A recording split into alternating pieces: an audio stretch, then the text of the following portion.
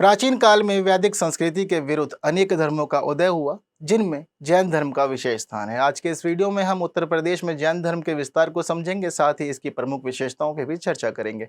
नमस्कार, मैं कुणाल आप सभी का संस्कृति पीसीएस यूट्यूब चैनल पर स्वागत करता हूं। चलिए इसी क्रम में आगे बढ़ते हैं और देखते हैं कि हमारी आज की यह क्लास किस क्रम में रहेगी और वे कौन से विषय हैं जिन पर हम लोग आज चर्चा करेंगे। तो क्लास अपने आप में खास है और जैन धर्म के महत्वपूर्ण पहलुओं को समाये हुए है, साथ साथ यहाँ उत्तर प्रदेश की भी विशेष भूमिका है। तो चलिए इसी क्रम में आगे बढ़ते हुए देखते हैं हमारा पहला प्रश्न, क्योंकि इस प्रकार के एक प्रश्न की आने की पूरी संभावना है हमारे मेंस एग्जामिनेशन में। तो प्रश्न यहाँ पर यह कह रहा है कि जैन धर्म की प्रमुख विशेषताओं का उल्लेख करते हुए आपको उत्तर प्रदेश में जैन धर्म के विस्तार का वर्णन करना है। यानी कि आपको पता होना चाहिए कि जैन धर्म की क्या क्या खास विशेषताएं हैं, साथ साथ यहाँ पर आपको ये भी पता होना चाहिए कि उनके तीर्थंकरों से संबंधित क्या क्या महत्वपूर्ण फैक्ट्स हैं। वहीं उत्तर प्रदेश में विस्तार भी समझाना है। तो प्रश्न के डायमेंशंस अनेक है, लेकिन जरूरी है कि आप उन सभी बातों को ब्रीफली लिखें ताकि आपको अच्छे से अच्छे अंक मिल सके और एग्जामिनर को लगे कि हाँ, आप लोग की तैयारी बहुत अच्छी हुई है। ठीक है, तो जरूरी है कि तैयारी को अच्छा करने के लिए आप इस वीडियो के अंत तक बने रहें और सभी बातों को जाने समझे। तो सबसे पहले बात हम लोग कर लेते हैं जैन धर्म की। तो यहाँ हमें पता लगता है कि दरअसल जो जैन धर्म में जैन शब्द आ रहा है, यह शब्द संस्कृत के एक शब्द से बना है जिसको जिन कहा जाता है। कहते हैं कि संस्कृत में एक शब्द है जिन, जिससे जैन धर्म बना। पर अर्थ क्या है इसका, तो बताते हैं कि संस्कृत का शब्द जिन अपने आप में व्यापक अर्थों को समाये हुए हैं और इसका जो प्रमुख अर्थ है वह यह है कि विजेता।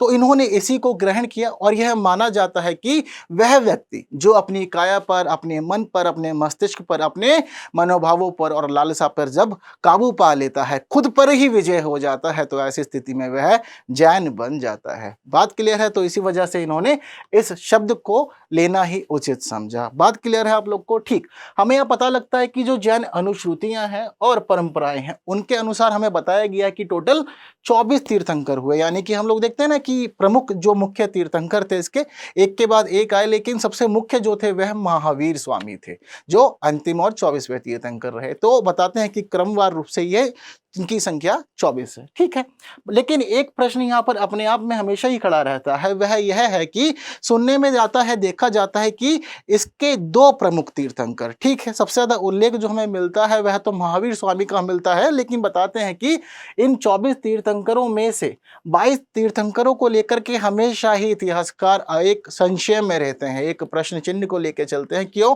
क्योंकि वे बताते हैं कि इनसे संबंधित अधिक जानकारी नहीं मिली है और जो तत्कालीन स्रोत हैं, चाहे वे पुरातात्विक हो या फिर साहित्यिक हो, वो अधिक जानकारी हमें नहीं देते। तो कहीं ना कहीं वो यहाँ पर दुविधा में रहते हैं। इतनी बात क्लियर है?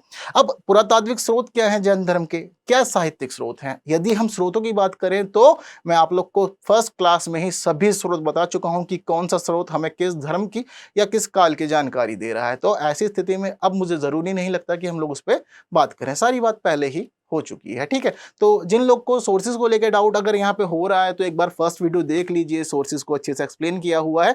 अभी आज हम लोग मुख्य रूप से जो जैन धर्म की बाकी बातें हैं वह करेंगे। ठीक है, अब इसी क्रम में जब हम लोग आगे बढ़ते हैं तो हमें बात पता लगती है कुछ जैन तीर्थंकरों के बारे में। जैसे कि बताते हैं कि जो जैन धर्म की स्थापना थी वह मुख्य रूप से किन्होंने की थी, इसके प्रथम तीर्थंकर जिनको ऋषभ देव के नाम से जाना जाता है। हालांकि ये बात देखने वाली है कि ऋषभ देव को एक और नाम दिया जाता है, आदिनाथ। ठीक है, तो प्रश्न इस प्रकार से अमूमन पूछे जाते रहे। ये बताते हैं कि भाई 6ठी शताब्दी ईसा पूर्व में इन्होंने जैन धर्म की स्थापना की थी। और एक खास बात मैं आप लोग को बताऊं, ये ऐसा नाम है जो हमें वैदिक काल में भी देखने को मिलता है, वेद ग्रंथों में भी इनका उल्लेख किया गया है। ठीक है, तो ऐसा लगता है कि काल काफी पुराना था और उस समय इनकी गतिविधियों को ब्राह्मणों ने या आर्य जो थे उस समय उन्होंने भी देखा समझा, इसलिए उल्लेख कर दिया। बात क्लियर? ओके, बताते हैं कि जो ऋषभ देव है वह प्रथम तीर्थंकर रहे इसके। ठीक, वे अरिष्टनेमी जो इसके 22वें तीर्थंकर थे, उन दोनों का ही विवरण हमें ऋग्वेद में देखने को मिल जाता है। तो दो तीर्थंकरों की बात यहाँ पे हो रही है, एक पहले की और एक 22वें की।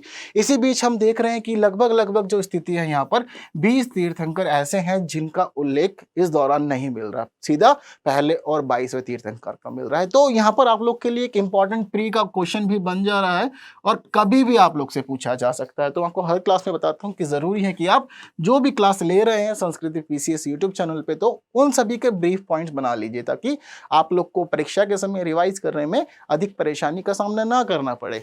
ठीक है, चलिए आगे बढ़ते हैं तो हमें कुछ और खास बात पता लगती है, जैसे कि जैन धर्म के 23वें तीर्थंकर जो थे ये अपने आप में बहुत अधिक विशेष है। इनका नाम पार्श्वनाथ। अब यह खास क्यों है, तो देखिए हमें यहाँ पर यह पता लगता है कि जो अधिकांश जैन तीर्थंकर थे उनके बारे में यही बताया जाता है कि वे क्षत्रिय हुआ करते थे, कोई ना कोई किसी ना किसी राजा महाराजा के घर में जन्म लिए थे। और साथ साथ यहाँ पर पता लगता है कि उन्होंने एक समय के बाद अपना घर छोड़ा, सन्यासी जीवन अपनाया और सांसारिक मोह माया से परे रहते हुए अपना जीवन व्यतीत करना ही उचित समझा। ठीक है, तो इसीलिए वे जैन कहलाए। बता चुका हूं कि उन्होंने खुद पे विजय पाई थी। तो बताते हैं कि जो पार्श्वनाथ थे वह भी भाई काशी के इक्ष्वाकु वंशीय राजा जिनका नाम था अश्वसेन उनके पुत्र थे, तो राजवंशीय व्यक्ति थे ये। यहाँ पर हमें यही पता लगता है कि इनका काल महावीर स्वामी से 250 वर्ष पहले था, यानी कि देखते हैं कि जैन धर्म के विस्तार में कहीं ना कहीं 250 वर्षों का एक बड़ा अंतर रहा। ठीक, 23वें और 24वें तीर्थंकर के बाद हमें देखते हैं कि जो 23वें तीर्थंकर थे उनके काल में अधिक विस्तार नहीं हुआ, लेकिन जो 24वें तीर्थंकर थे उन्होंने इसकी वास्तविक स्थापना की और दूर दराज के क्षेत्रों तक जैन धर्म को पहुंचाया। हालांकि यह खास बात भी हमें पता लगती है कि महावीर स्वामी का ही वह काल था जिसमें जैन धर्म अपने वास्तविक स्वरूप में आया। हालांकि अगर इतिहास को खंगालें तो हमें यहाँ पर यह भी पता लगेगा कि जैन धर्म क्रमिक रूप से एक प्रक्रिया से जुड़ा, एक प्रोसेस इसने देखा। अब हम देखते हैं कि आज वर्तमान में जो जैन धर्म हमारे सामने स्थापित है यह महावीर स्वामी के द्वारा ही स्थापित किया गया था। इसके जो अधिकांश नियम हैं, अधिकांश जिसमें जो भी रीति रिवाज स्थापित किए गए हैं वह उनके द्वारा ही किए गए थे। ठीक, साथ साथ हमें यहाँ पता लगता है कि जो 23वें तीर्थंकर पार्श्वनाथ थे उन्होंने जैन धर्म से संबंधित कई महत्वपूर्ण कार्य किए, जैसे कि इनके 4 आर्यव्रत अपने आप में विशेष हैं जो विभिन्न परीक्षाओं में पूछे जाते रहते हैं। ठीक, यहाँ पे आप लोग को एक खास बात और बता देता हूं मैं कि जो पार्श्वनाथ थे उन्होंने जैन धर्म को 4 महाव्रत दिए। ठीक है, लेकिन जब महावीर स्वामी आएंगे तो वह कहेंगे कि ठीक है ये चारों महाव्रत अपने आप में अच्छे हैं, जो जरूरी है कि एक जैन अनुयायी अपना ले, लेकिन उन्होंने कहा कि ये चारों के चारों महाव्रत अपने आप में पूर्ण नहीं है। उन्होंने कहा कि इसमें एक की कमी है, तो उन्होंने एक और इसमें ऐड कर दिया महाव्रत, जो इसका 5वां महाव्रत कहलाया, जो हम देखते हैं कि ब्रह्मचर्य कहलाता है। बात किसी को क्लियर है? तो ऐसी स्थिति में क्या होता है कि जब हम आगे देखेंगे तो पांचों के पांचों महाव्रत हमें देखने को मिलेंगे। अभी हम चारों महाव्रत समझे तो हमें पता लगता है कि पहला महाव्रत है सत्य, यानी कि ये लोग चाहते थे कि आप लोग का जो जीवन रहे वह पूरी तरह से सत्य पर ही आधारित रहे और आप हमेशा ही सत्य को बोले और सत्य ही जीवन में ग्रहण करें और किसी प्रकार से आप झूठ की तरफ या मिथ्यता की तरफ ना बढ़े। वहीं यह कहते हैं कि अहिंसा। अगर हम इतिहास को समझते हैं तो पता लगता है कि जैन धर्म इतिहास का सबसे प्रमुख अहिंसावादी धर्म था। इसमें हर एक चीज के लिए अहिंसा रखी गई थी। ये मानते थे कि पत्थर में भी प्राण बसते हैं, ऐसी स्थिति में उसको भी हानि नहीं पहुंचाना चाहिए।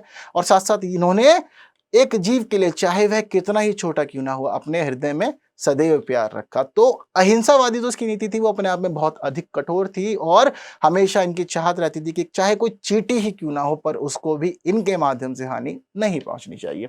ठीक, अपरिग्रह। ठीक, तो इन्होंने क्या किया, इन्होंने जीवन में कहा कि भाई धन का संचय नहीं करो। हमने जब पिछला वीडियो बौद्ध धर्म वाला देखा था तो वहां पे आप लोग को मैंने बताए थे कि वह क्या कारण थे जिनकी वजह से नए धर्मों का उदय हुआ। तो जो यहां पर हम बात देख रहे हैं अपरिग्रह, इसका मतलब है कि धन संचय ना करना। हमने क्या समझा था कारकों में कि जो यहाँ पे वैश्य लोग थे वह व्यापार कर रहे थे, जिस वजह से वह बहुत अधिक धन संचय कर रहे थे और अच्छा और विलासितापूर्ण जीवन जीना उन्होंने शुरू कर दिया था। तो उसी के विरोध में ही तो नए नए धर्म आए थे ना। वैदिक कुरीतियां थी और जो सामाजिक स्थिति थी वह सभी कहीं ना कहीं अब अपने मार्ग से भटक गई थी, तो उनमें धन संचय भी एक था। तो बताते हैं कि जैन कहते थे कि अपरिग्रह यानी कि धन नहीं करना इकट्ठा, सिर्फ इतना ही कीजिए कि जिसमें आप लोग का जीवन चलता रहे, परेशानी नहीं आए। और एक साधु जीवन में आप लोग क्या ही अपेक्षा करेंगे किसी से कि वह क्या करेगा। कार उसे खरीदनी नहीं है, एक अच्छा घर नहीं चाहिए, उसको अलग अलग जगह पे भ्रमण करना है, उपदेश देने हैं और जो भी मिल गया वही ग्रहण कर लेना है। तो धन की क्या ही आवश्यकता है? लगता है नहीं लगता ना कोई आवश्यकता है। तो इसी प्रकार इन्होंने अपरिग्रह के सिद्धांत पे बल दिया, साथ साथ अस्त्य पे बल दिया। ठीक, अस्त्य का मतलब क्या हुआ करता था कि चोरी नहीं करनी है। जब आप साधु बन गए हैं, आप वैराग्य को अपना लिए हैं, सांसारिक मोह माया से परे हैं, तो चोरी क्यों करना है? फिर आप लोगों से मांग के खाएंगे, ठीक है, तो सिर्फ इतना ही रखना है कि भोजन मिलता रहे और आपकी साधना बनी रहे। बात क्लियर है? तो ये चारों के चारों जो महाव्रत थे यह पार्श्वनाथ के द्वारा स्थापित किए गए थे। बाद में महावीर स्वामी आएंगे, वो कह देंगे कि इसके बाद आप ब्रह्मचर्य भी अपनाइए, यानी कि आप बिल्कुल साधारण जीवन जिएंगे, घर से दूर रहेंगे हर प्रकार से, ठीक है, और प्रकृति के बीच और भ्रमण करते हुए लोगों को उपदेश देते हुए अपना जीवन बिताएंगे। बात सारी क्लियर है आप लोग को? तो यह भी कुछ महत्वपूर्ण बातें थी। आगे अब हम चलते हैं तो थोड़ा सा हमें महावीर स्वामी से संबंधित बातों को जानने का मौका भी अब मिल जाएगा, ठीक है। उससे पहले पता लग रहा है कि पार्श्वनाथ अपने आप में प्रमुख इसलिए भी कहलाते हैं क्योंकि उन्होंने जैन धर्म में नारियों को स्थान दिया था। बताते हैं कि कहीं ना कहीं बौद्ध धर्म जो था वह नारियों के विरुद्ध था और एक लंबे समय तक नारियों को उन्होंने दूर रखा। उनको लगता था कि कहीं ना कहीं यदि नारियां शामिल होंगी तो धर्म भ्रष्ट हो जाएगा। लेकिन हमने ये चीज समझते हैं जैन धर्म में कि पार्श्वनाथ ने शुरुआत से ही नारियों को स्वीकार किया था और हमें कई जगह पे उल्लेख मिलता है एक नाम, वह नाम है पुष्पचूला। बताते हैं कि जैन धर्म में जो महिलाओं का संघ था, स्त्री संघ था, यह उसकी अध्यक्षा थी। तो बताते हैं कि इन्होंने कभी भी भेदभाव नहीं किया था पुरुष और स्त्री के बीच। बात क्लियर है? इसी प्रकार 24वें और अंतिम तीर्थंकर महावीर स्वामी आते हैं। लेकिन बताते हैं कि महावीर स्वामी के आने से पहले ही जैन संघों की जो प्रथा थी वह शुरू हो गई थी। तो यहाँ पे एक क्वेश्चन, एक स्टेटमेंट आप लोग के लिए बन सकता है और आपसे किसी भी एग्जाम में पूछा जा सकता है। जैसे कि अब की बार का अगर हम यूपीएससी का एग्जाम देखें तो पता लगता है कि वहां पे स्तूप के बारे में पूछा गया था और कहा था कि ये कि बौद्ध से प्राचीन संरचना है। तो लोग कंफ्यूज थे वहां, तो इस प्रकार के प्रश्न आते रहते हैं। कहीं आपसे आगे ये ना पूछ ले कि जो जैन संघ थे यह महावीर स्वामी से प्राचीन अवधारणा है, ठीक, तो आप लोग को पता है।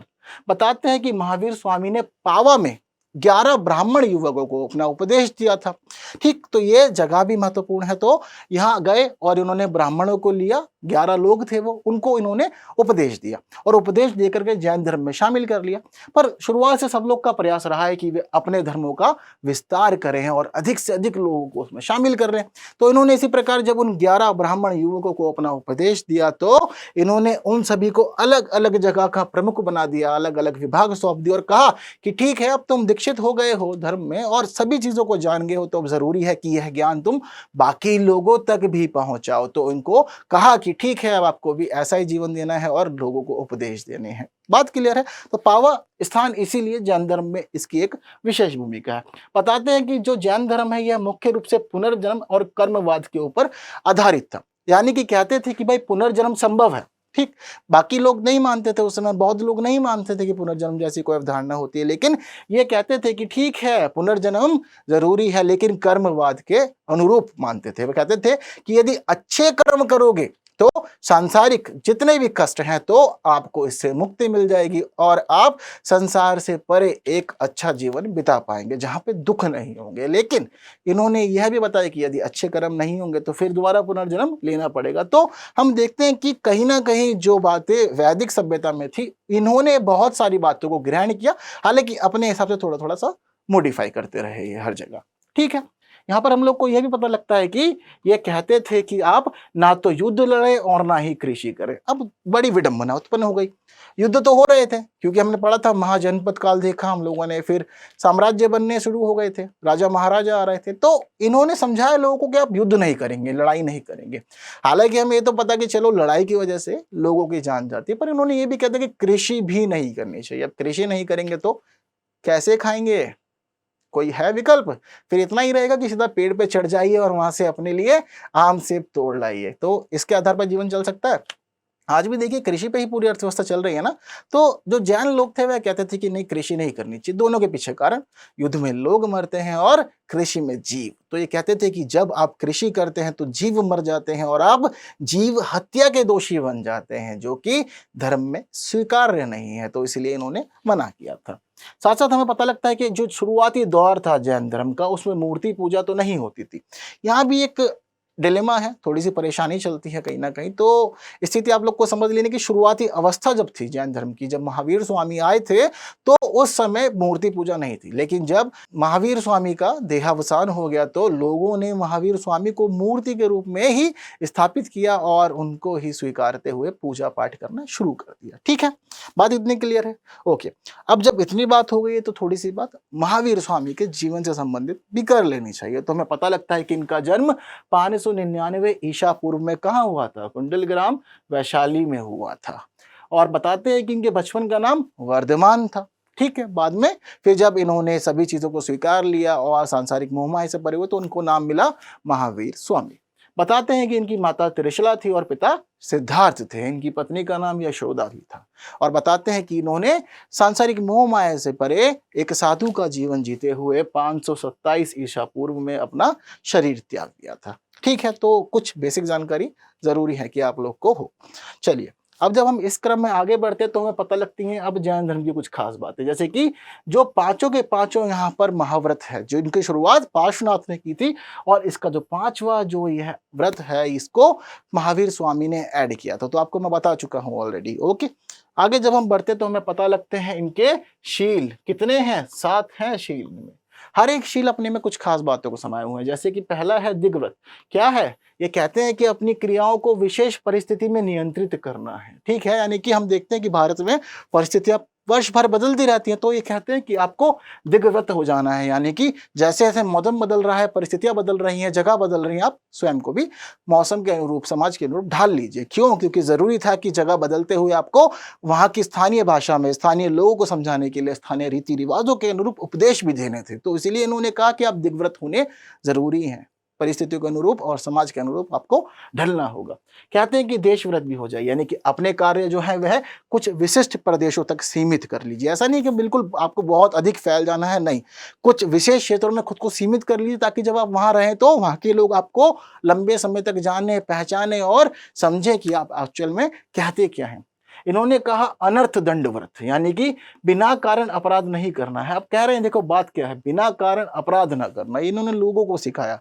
लेकिन यहाँ पे यह भी तो है कि कारण से आप अपराध कर सकते हैं, यह भी तो आशय निकल रहा है ना इस बात का।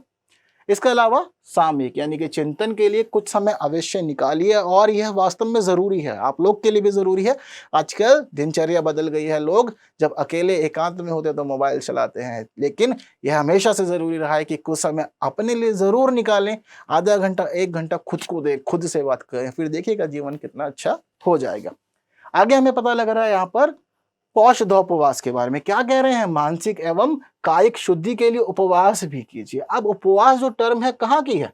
हमें पता लगता है कि ये जो टर्म है ये ब्राह्मण धर्म की है। ठीक है, अब वहां से यह चली आ रही है। ठीक, अब ब्राह्मण धर्म की भी कई सारी चीजों को उन्होंने ग्रहण किया था। इसी प्रकार आगे कह रहे हैं उपभोग प्रतिभोग परिणाम, यानी कि जीवन में प्रतिदिन काम आने वाली वस्तुओं एवं पदार्थों को नियंत्रित करना भी सीख लीजिए। इसके अलावा अतिथि संविभाग, यानी कि यदि आपके घर में कोई अतिथि आए तो आप समझें कि उसका सत्कार कैसे करना है, यानी कि जब वह व्यक्ति भोजन कर ले तो ही आपको स्वयं भोजन ग्रहण करना चाहिए, पहले उसको ही प्राथमिकता देनी है। ठीक है बात। तो ये 7 शील जैन धर्म में स्थापित किए गए थे और इनको प्रचार प्रसार इनका किया गया था। इसके अलावा 3 रत्न जो है वह जैन धर्म के अपने आप में प्रमुख हैं, जैसे कि सम्यक दर्शन, यानी कि सत्य में विश्वास रखना है। सम्यक ज्ञान, शंका के स्थान पर जो वास्तविक ज्ञान है उसे ही स्वीकार करें। सम्यक आचरण, यानी कि सांसारिक विषयों से उत्पन्न जो भी सुख दुख है उसके प्रति आपको समानता का भाव रखना है। ऐसा नहीं है कि बस देखा कोई मोटर गाड़ी में घूम रहा है, कार में घूम रहा है तो हमें भी चाहिए, नहीं, आपको समान भाव रखना है, चाहे वह सूखी रोटी हो या फिर लग्जरी कार हो। बात क्लियर है इतनी? ओके।